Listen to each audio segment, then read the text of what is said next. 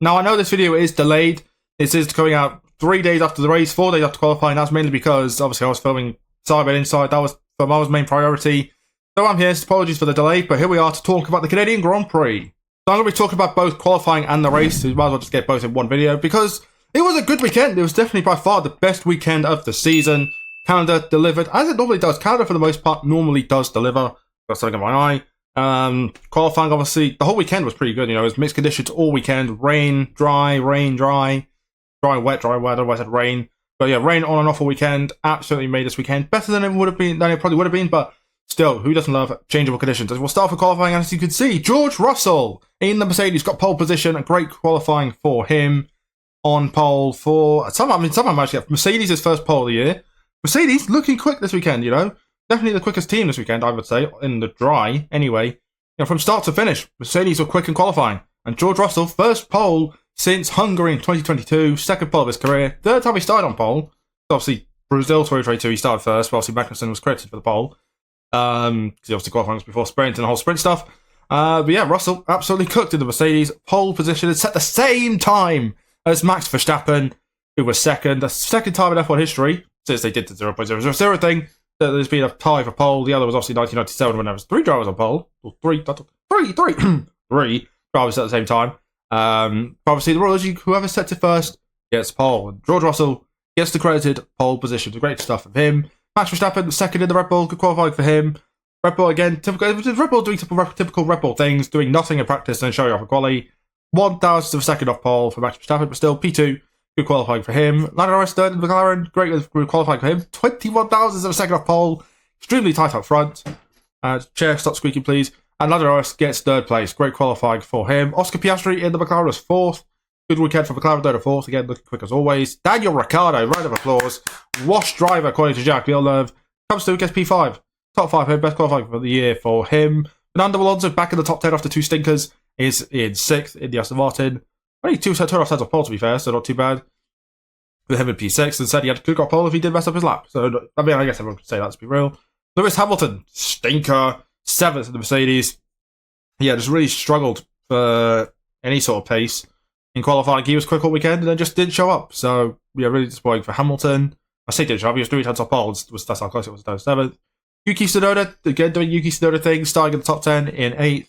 Not the best Q3 for him, actually went slower. As in pretty much most people did, to be fair. He went slower. P8 still good. P8 still great qualifying for Tsunoda in the RB. They had a lot of Stroll, 9th in the Aston Martin. I think that's the first time Stroll's made it to Q3. Scrap that. Out of Q1 at his home race. So, big round of applause for Stroll. In P9, not too far off his teammate. Yeah, well, quite a bit off his teammate. So, P9, great qualifying for him. And Alexander Albon starts in the top 10 in the Williams in 10th. Great qualifying for him. Albon quicker weekend, whereas our Williams tend to go well in Canada, so no surprise to see Albon in the top 10. Now in Q2, Charles Leclerc 11th for Ferrari and Carlos Sainz 12th for Ferrari. Ferrari, absolute stinker this weekend. How do they go for the best team in Monaco to, what is that? From a stage, Robert McLaren, RB, Aston Martin, Williams. 7th best team in Canada. I will never know. The Ferrari cars in general for this weekend were nowhere. The Ferrari power cars, I should say, so maybe that's not a surprise. But yes, 11th and 12th for Ferrari. Absolute not ball drops, frauds from them. Like, all weekend they were nowhere. So, terrible for Ferrari. Logan Sargent, 13th for Williams. Good qualifying for him. His best qualifying of the year. First time in Q2, so I guess it would be his best qualifying if he made it to Q2 for the first time. Yeah, look quick all weekend. Kevin Magnussen, 14th for Haas. Pretty good qualifying considering Haas were nowhere, so 14th.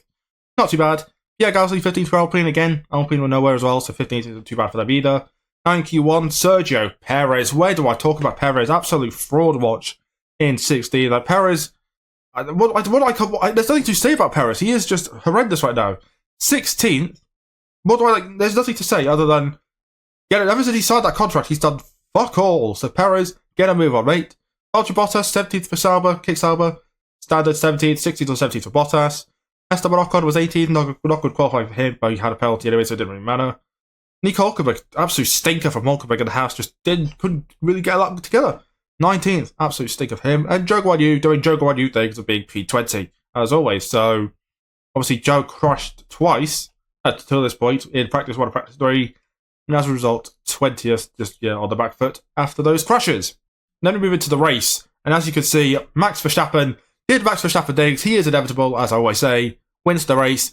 He wasn't the quickest driver by any means. Norris and Russell were quicker than Verstappen, but Verstappen made the least mistakes. He only made one mistake at the time where it didn't really matter that much. So that's pretty much what it came down to. The driver who made the least mistakes won the race. Max Verstappen won the race. What is that? This is the 9th race of the season. Perez has... Why have I said Perez? Leclerc's won one. Norris has won one. So this is 6th win of the season for Verstappen. It's kind of funny. After Monaco, it was like, championship back on? No, it's definitely not back on. Verstappen and Leclerc were complete opposite sides of the page. So, yeah, for anyone who thought there was a championship fight, yeah, you're wrong. I bet you look stupid now, don't you? But yeah, Max Verstappen with the win. Great run for him. So I guess that was a 3rd win in a row in Canada, I believe. So, yeah, great result for Verstappen. Norris, 2nd for McLaren. Great race for him. In 2nd, another podium for him. Did get screwed by the safety car, but I guess it kind of, as they say, what goes around comes around. Benefited him in Miami. Doesn't benefit him here. Otherwise, he would have won the race. In that period in the race, I should say, anyway. So, yeah, 2nd. Still a good result for him. George Russell, 3rd for Mercedes. Decent result for him in the end. It's 1st podium of the year, and for Mercedes, which is kind of mental to say. At round 9, we're saying it's Mercedes' first podium. I don't even think they were like that when they were mid like 2010. They already had a podium at this point. 2012, they had a podium at this point. That's 2013. 2011, I'm not sure. 2011, they were pretty shit in terms of podiums. They were not 4th and 5th, but I'm sure they had a podium at some point. Well, at that point, at this time. But yeah, absolute frauds. Don't have to my throat there. Absolute frauds for Mercedes. For P3, it's not too bad. But again, Russell also should have won the race. The Mercedes, when it started off wet, then it went dry, then back to wet, then back to dry. The 2nd dry period, Russell was the quickest car by far, and didn't win it. So, yeah, disappointing for Russell. But still, podium not bad. Lewis Hamilton, 4th Mercedes, good race for him. Best result of the year for him. But based on what Hamilton said, it was his worst race of his career. Made a lot of mistakes, lost 3 seconds, stuck behind Zhou Guanyu. P4, probably could have won the race as well, to be honest. Still 4th, not too bad at the end for him. And Oscar Piastri, 5th McLaren. Decent race for Piastri, top 5. Is another decent result for Piastri, just doing Piastri things. Quiet, but good results. That's pretty much Piastri's season. So, top 5, good result for him. Ahead of Fernando Alonso, 6th Aston Martin. Good race for him. Much needed result for Alonso after 2 stinkers at Imola and Monaco. They got back and get top 6. 8 points, much needed for him. Ahead of Lance Stroll, 7th for Aston Martin. Good race for him. Stroll getting a good weekend. Stroll, it was a very good weekend for Stroll, to be honest. Pretty close to Alonso all race. As a result, 7th. I think it's his best result in Canada. 6 points, good weekend for Aston Martin. Ahead of Daniel Ricciardo, 8th for RB. Great race for him. A much needed top 10 result for Ricciardo. First top 10 finish of the season. Not first points, but I guess first points on a Sunday because he's got points in the sprint. But much needed for Ricciardo. RB looking quick. As well. P8. Great result for Ricciardo. Is he washed now, Villeneuve? Probably. And if Pierre Gasly, 9th for Alpine. Great race for him. Alpine kind of benefited from all the carnage from every other team. And as well, P9 for Gasly, 2 points. Great race for him. Ahead of Esteban Ocon, 10th for Alpine. Great race as well from the back in 18th to 10th. Get out of trouble and gets a point. Without drama, though. Alpine drama continues. Ocon let Gasly through. Gasly did let back through. Ocon is now saying he's not going to be nice anymore. So I'm expecting Gasly and Ocon to crash at least 2 more times this year.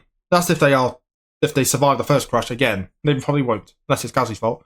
But yeah, Alpine, despite having their first double points finish of the season, it's still not without drama. Now it's just going to be Alpine's season. They're just going to get used to it. But yeah, double points for Alpine. Had a Nico Hulkenberg 11th for Haas. Kevin Magnussen 12th for had a Nico Hulkenberg 11th for Haas.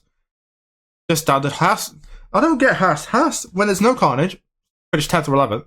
And when there's carnage, they finish 11th. Like, Haas just never perform when there's carnage. They really need to sort this out. But 11th, great avoidance though from Hulkenberg. Somehow avoided Tsunoda. And as a result, and you thought it was a foregone conclusion they were going to crash and head on.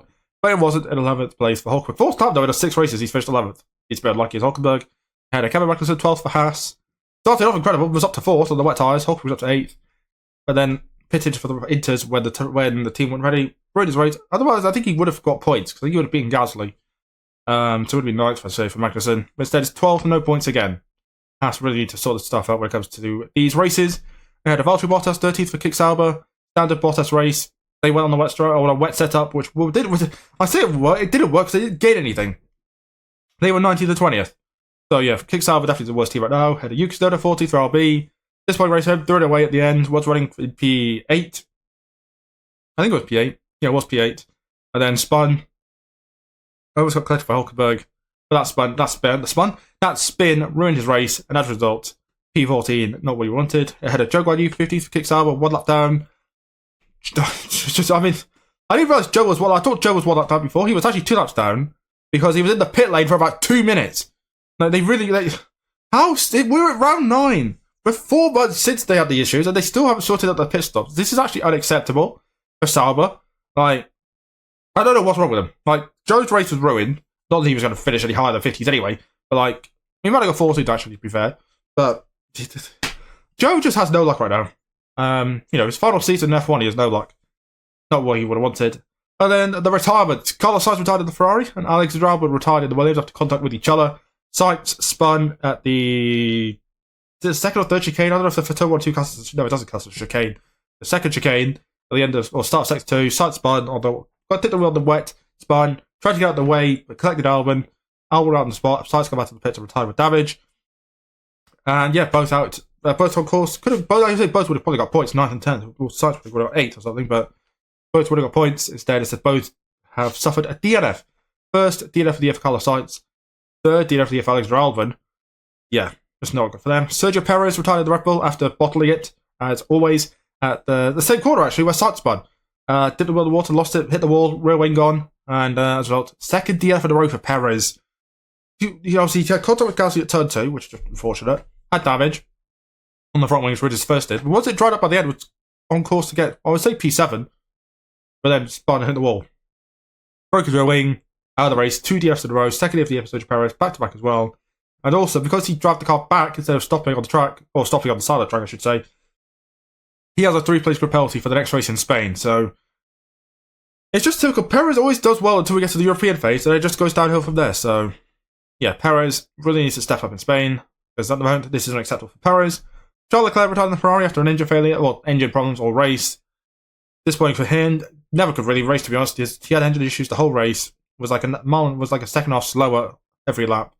Got away with it because it was wet, but as soon as he dried out, obviously he went on the dries when it was still too wet, lost a lap, went down the lap, and then there was no recovering after that, so they retired the car. So, yeah, after the highs of Monaco, winning there, the lows of Canada, first DNF of the year for Charles Leclerc, disappointing for him.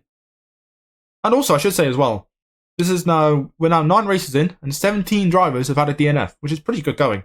Some will say 16 because Russell's been classified every race, but he did not finish in Australia, so he's one.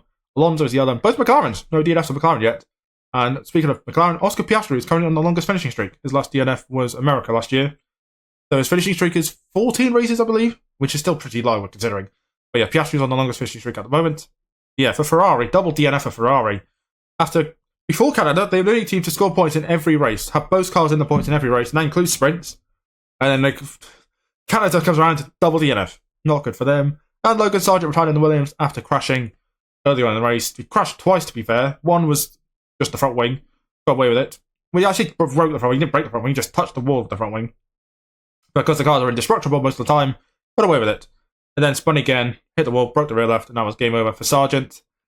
Yeah, not really what Sargent would have wanted. And there's a double DNF for Williams, which means 4 teams now have had a double DNF this year, which is kind of a bad thing. Mercedes, Haas, Ferrari, and Williams. So pretty good. And I say, it's actually 5. RB as well. 5. I forgot about RB. Mercedes, Ferrari, and Mercedes, RB, Haas, and Williams have had a double DNF this year. That's kind of mad to think. Half the teams already. It's pretty good going. Well, I guess not if you're those teams, I guess. So there's Red Bull, McLaren, Aston Martin, Alpine, and somehow kick Sauber. I don't know how they managed that. That's something they got going again, at least. But yeah, for Sargent, second DNF of the year for him. Yeah, just he can't. So when he gets to wet conditions, he just can't drive in the wet in the race. So Sargent, you need to buck up your ideas, mate. So that was the weekend review for the Canadian Grand Prix. Overall, it was definitely best race weekend of the year by far. Not best qualifying, but definitely best race of the year. I would say, Verstappen obviously worthy winner as always. Good to see Ricciardo get some good points. Alpine double points finish. Ferrari and Williams need to step up Spain, as does Perez. And obviously we're now back to the European phase. Spain in 2 weeks' time, or about 10 days' time now, by the time this video goes out.